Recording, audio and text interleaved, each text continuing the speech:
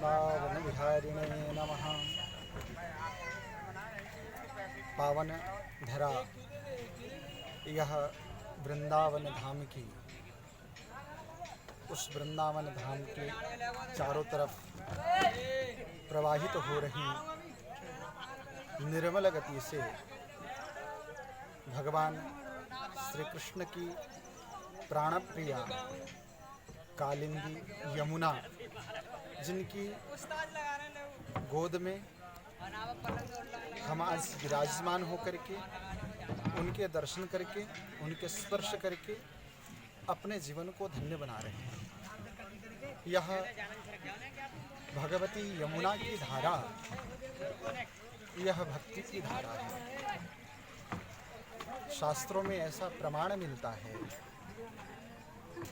कि माँ गंगा की धारा ज्ञान की धारा है और माँ यमुना की धारा भक्ति की धारा है। जिससे ज्ञान प्राप्त करना हो वह गंगा के किनारे विराजमान हो जाए, और जिससे भक्ति चाहिए वह माँ यमुना के किनारे विराजमान हो जाए।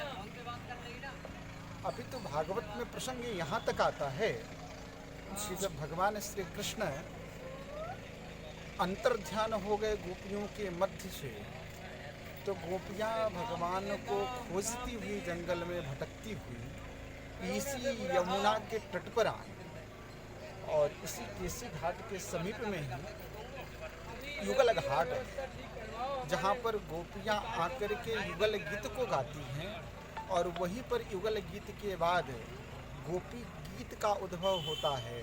सारी गोपियाँ आर्तस्वर में होकर के भगवान को पुकारती हुई गोपी गीत इसी यमुना की तट पर गाती हैं। वह गोपी गीत समस्त वेद वेदांतों का सार है कि जीव अपने आराध्य को कैसे आराधना पूर्वक, अपने समर्पण पूर्वक कैसे उसे याद करता है। वह गोपियों ने स्वयं जो है आचरण करके इस यमुना के तट पर बताया है। इसी यमुना के तट पर, इसी यमुना के युगल घाट पर गोपियाँ सारी उपस्थित होकर के और गोपी गीत गाते हुए भगवान आराध्य को पुकारती हैं। इसलिए यमुना ने ही भगवान को गोपियों से मिलवाया है, ऐसा भी प्रसंग है। यहाँ तक साधक लोग कहते हैं कि यमुना के तट पर बैठ कर के और अखंड गोपी गीत का यदि पाठ किया जाए तो भगवान श्री कृष्ण उस साधक को अपनी कृपा का अनुभव कराते हैं। ऐसा यह सिद्ध यमुना का पावन तट है। इसीलिए यह धाम, यह यमुना की नदी और यह ब्रज वसुंधरा अपने आप में ही सर्वश्रेष्ठ है।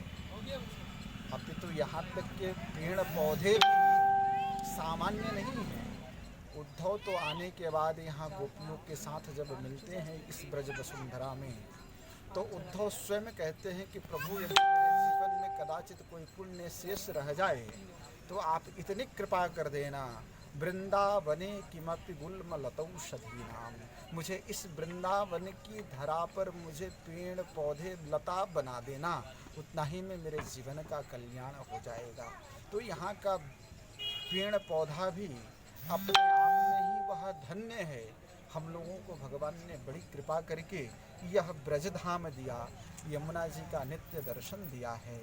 वह ठाकुर की अत्यंत कृपा है जो सबको नहीं प्राप्त हो सकता है। इसलिए हम सब नित्य भगवान का स्मरण, भगवान की कृपा का जो है अनुभव करते हुए माता यमुना के चरणों में प्रणाम करते हैं। और धन्य है यह भारत की वसुंधरा, जिस भारत की धरा पर ऐसी दिव्य श्रेष्ठतम भूमि है जहाँ पर स्वयं ब्रह्मांड नायक भगवान श्री कृष्ण अवतार लेते हैं और वहाँ पे यमुना प्रवाहित होती है।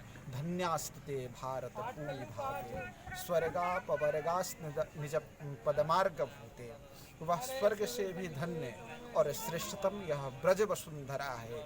यह सौभाग्य हम सबको प्राप्त हुआ है।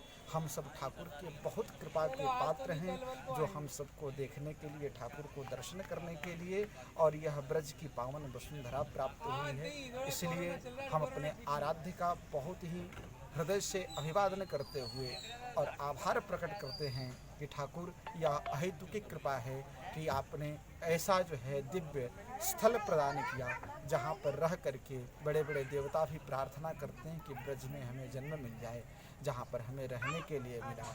यह मेरे ठाकुर की बहुत बड़ी मंगल कृपा है। इसलिए आइए और ब्रज वसुंधरा का दर्शन करिए और अपने जीवन को सफल बनाइए। बोलिए वृंदावन बिहारी लाल की जय हो।